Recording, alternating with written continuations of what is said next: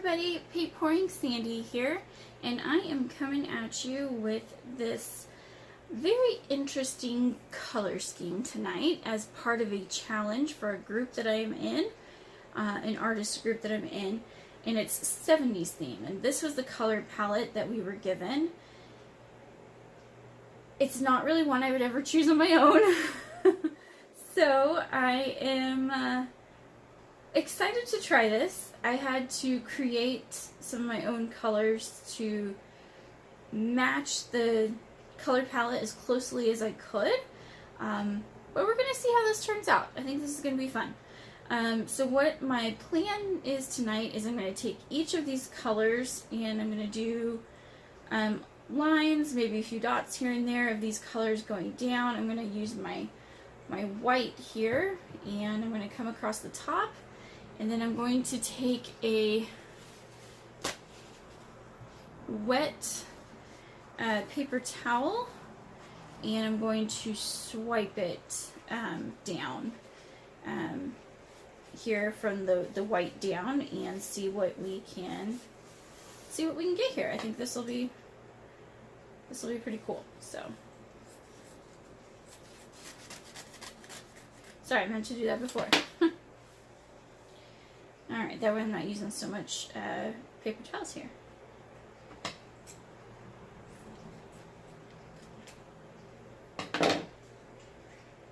Awesome. There we go. Alright, so I've already pre-mixed all of my paints to have my Floetrol and a drop of silicone in here as well.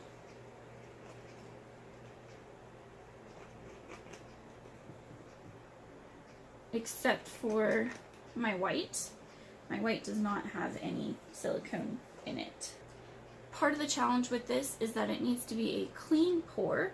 So I typically do a lot of dirty pours or dirty cup pours where I'm pouring my paints into a cup like this and then flipping them onto my canvas and then manipulating them, or I'm using a dirty pour cup again through a sink strainer and pouring them on here to get these. So a clean pour is something a little bit different that I don't typically do, but I'm excited to try this.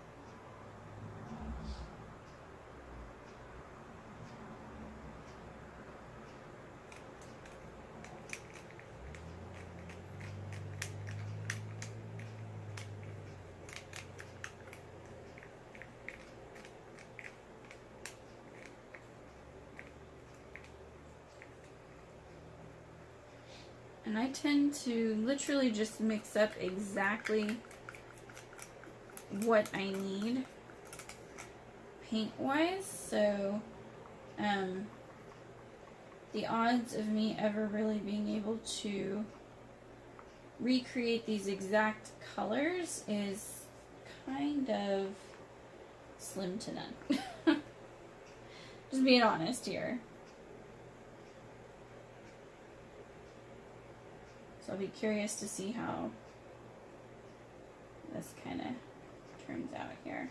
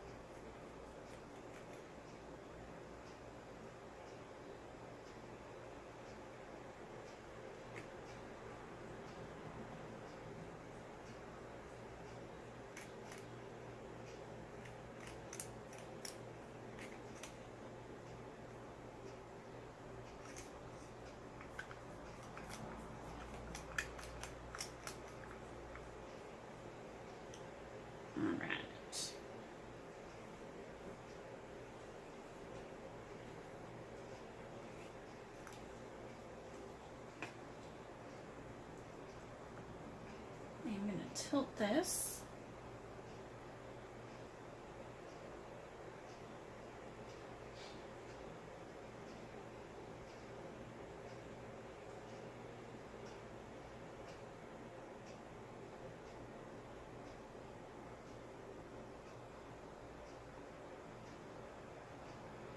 And I will say that there is a lot of paint on here, and I can tell you right now that right here, my silicone, there must have been a little bit of silicone sitting on top of that paint, and it has hit the canvas first. So,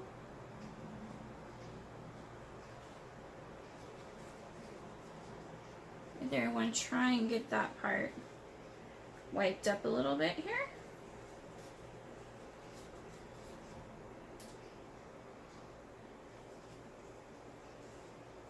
So that hopefully I can still get my color on the canvas.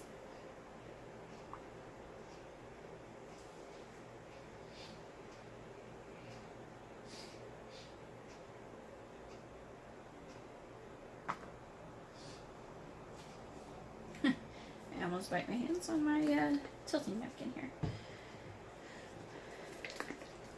My white is already pre-mixed. For the ratio that I use in terms of paint to Floetrol mix.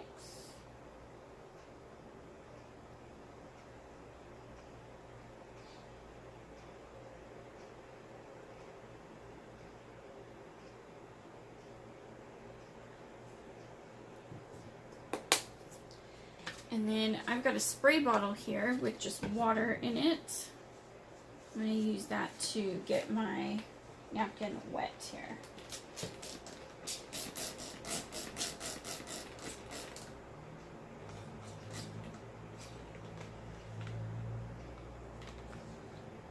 Awesome. So you'll see my napkin, half of it's wet, half of it's dry. And now I'm just going to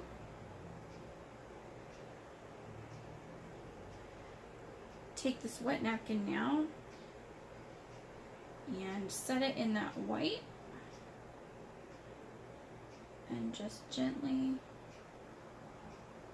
drag it over here, and we'll see what we get. That's kind of fun. Might put some of these colors back up here. Ooh, that's fun. That's really fun. That was a really cool swipe. And now I actually really kind of like this piece. I am going to kind of tilt this back down just because I can see where the heaviest part of my paint is, and I want to redistribute that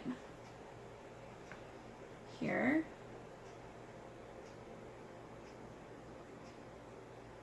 In order to get some movement here.